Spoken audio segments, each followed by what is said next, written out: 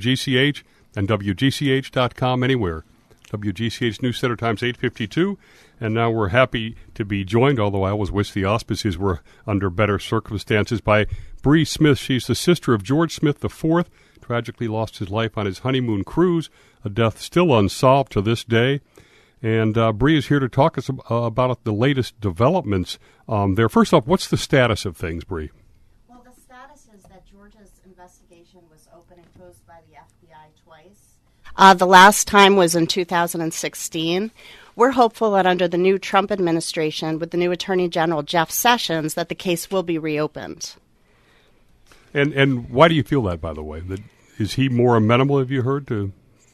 Well, it's very concerning that George's investigation was closed twice, given the amount of information that our family alone had obtained through the reward that we offered in 2014. How that case was ever closed is truly a mystery, and I hope that there was not any political influence exerted on what should be an independent FBI.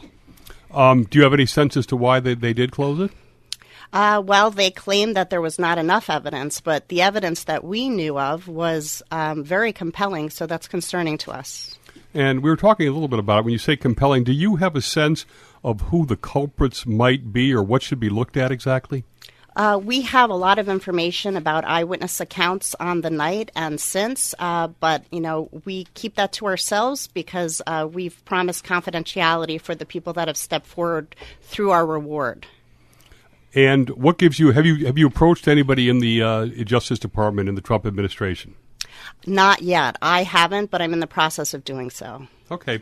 Let's digress for a sec here because the Passenger Protection Cruise Act was just reintroduced actually by two Greenwich residents, Senator Blumenthal and Senator Himes, both of whom I'm very aware of and have followed the case. Talk a little bit about that act. Well, there's actually various different sections to it. One interesting section is that the FBI should be notified within 4 hours of a crime committed on board. Quite frankly, I think that should be immediately. But the fact that they even have to legislate this is very concerning. Why wouldn't the cruise line automatically contact the FBI? Second of all, if a crime occurs in U.S. waters, the FBI should be notified before it leaves the U.S. port. Once again, common sense that why would this need to be legislated? Other areas are video surveillance equipment. They're supposed to be maintained in public areas.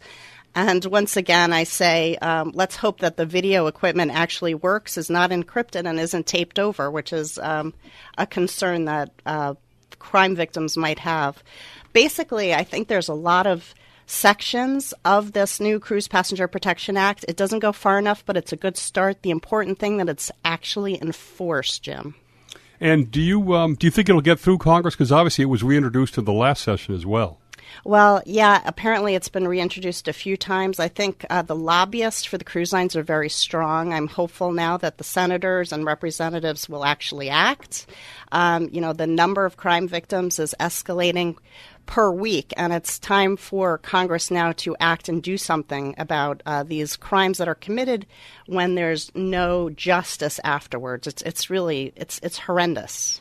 Yeah, in fact, Senator Blumenthal almost refers it to the Wild West eras. The size of these boats sometimes are a small town, and there's no laws, basically. That's correct. There are laws, but are they enforced?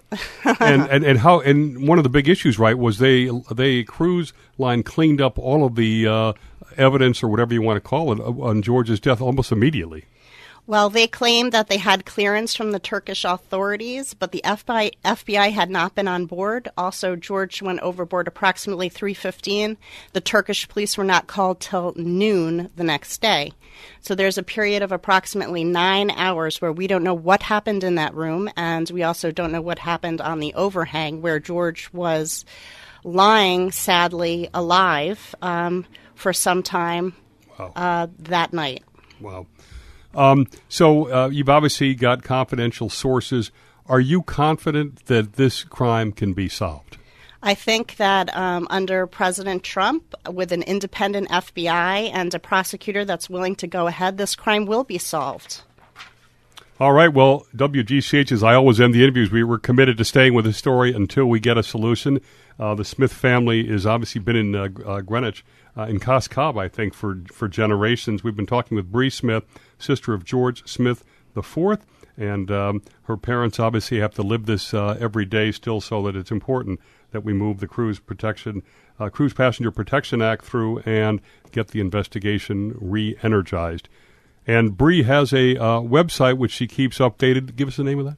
Yes, it's a Facebook page. It's facebook.com/Justice for George Smith. We have a lot of interesting information on that website that's not commonly known about some of the discrepancies between some of the reports made in the media about who may have actually committed the crime against my brother and who may have, in fact, committed that crime. So I suggest to everybody to look at that Facebook page.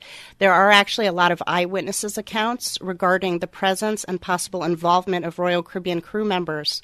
So please have a look at that Facebook page, and I think you'll learn a lot. And she updates it very frequently, and we'll have this interview on it as well. Bree, always good to see you. Thank you very much, Jim.